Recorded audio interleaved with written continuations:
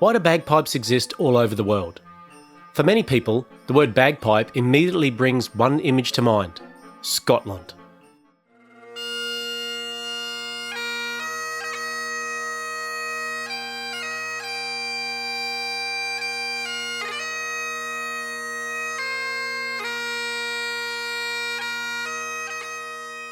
A piper standing on a hillside, a tartan kilt, a drone sounding across the landscape.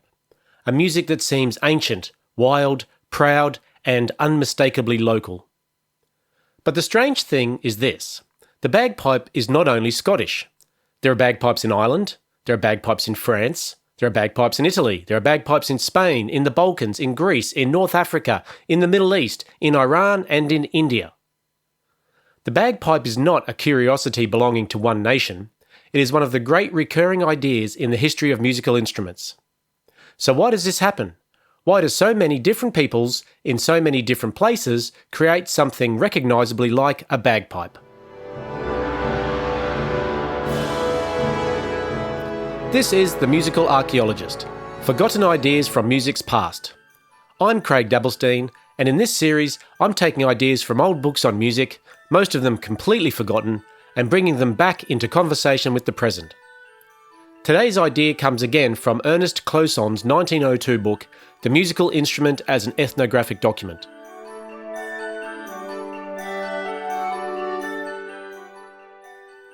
Ernest Closson was fascinated by the way musical instruments reappear across the world.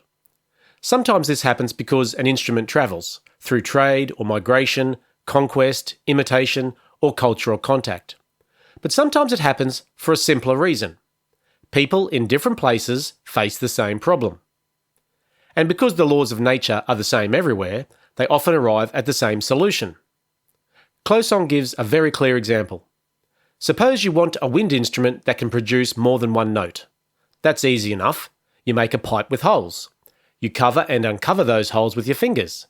You blow, and the length of vibrating air changes. But now suppose you want that sound to continue. The human breath has its limits. You blow, and then unfortunately you have to breathe again. And so the sound stops and the musical line is broken. So the problem becomes, how can you store your breath? How can you create a reserve of air? And the answer is wonderfully and hilariously simple. You put the air into a bag. A flexible bag becomes an artificial lung. The player fills it with air, then squeezes it under their arm. The pipes continue to sound even while the player takes another breath. That is the basic idea of the bagpipe. And once you understand the problem, the worldwide presence of bagpipes actually becomes less mysterious. It's not necessary to imagine that every bagpipe in the world comes from one single ancestor, even though many historical connections certainly do exist. It's also possible that different peoples, working with available materials, discovered the same basic solution.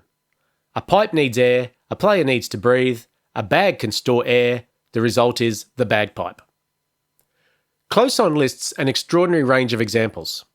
In the ancient world, there was the Greek arskos and the Roman utricularium.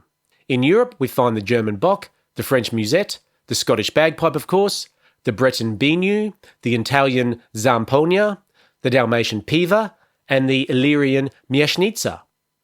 Further east, he mentions the Persian nayanban, whose name hilariously means something like flute and bag, the Hindu tutti, and the Arabic zucata. What we are looking at is not merely a list of instruments. We are looking at a map of human ingenuity. And it is worth us pausing over the sound of this thing. The bagpipe is not a polite instrument. It was not designed for the drawing room. It belongs naturally to open air, public space, ceremony, dancing, procession, ritual, warning, and celebration. Part of its power comes from its drones, those continuous background notes that sound beneath the melody. Closson had already noticed that bagpipes influenced even the musical language of later art music. Sustained open fifths in the bass, the kind of sound we associate with rustic or pastoral scenes, may owe something to the fixed drone pipes of rustic bagpipes.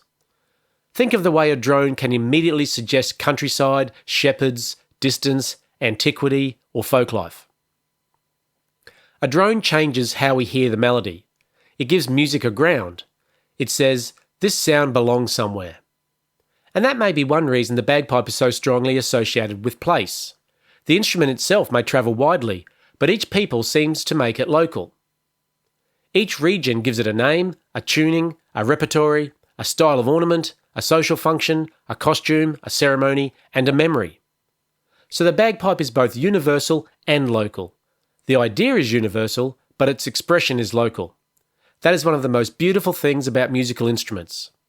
A violin is not the same in Ireland, India, Norway, Italy, or in a symphony orchestra. A flute is not the same in Japan, France, Peru, or ancient Egypt. A drum is not the same in a military parade, a temple ritual, a village dance, or a jazz band. The physical principle may be shared, but the meaning is made by culture.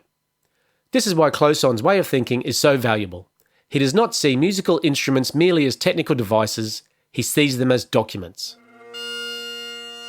So the next time you hear bagpipes, try not to hear only Scotland. Hear a much older and wider human question.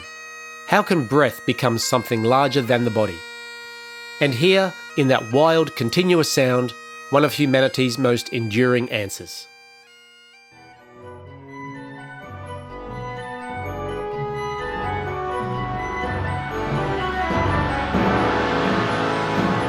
You've been listening to The Musical Archaeologist, Forgotten Ideas from Music's Past. Written and presented by me, Craig Dabelstein. The music for this podcast was composed by Jeffrey Young. The Musical Archaeologist is one of many projects from Maxime's Music, dedicated to recovering forgotten music, forgotten writings, and forgotten musical worlds. Thank you for listening.